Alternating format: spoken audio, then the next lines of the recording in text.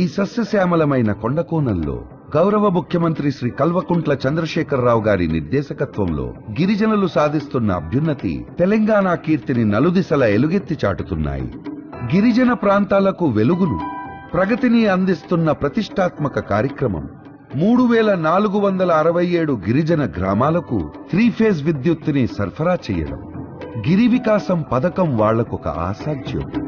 19,698 గిరిజన రైతులకు పూర్తి సబ్సిడీతో పంప్ సెట్స్, బోర్వెల్స్ మరియు విద్యుత్తును అందిస్తున్నారు.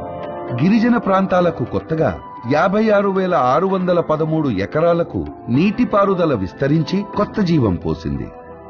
133 గిరిజన రైతు ఉత్పత్తిదారుల సంస్థలు స్థాపించి గిరిజన రైతులకు పెట్టుబడులు, సాంకేతికత మరియు మార్కెట్ ప్రయోజనాలు కల్పిస్తుంది.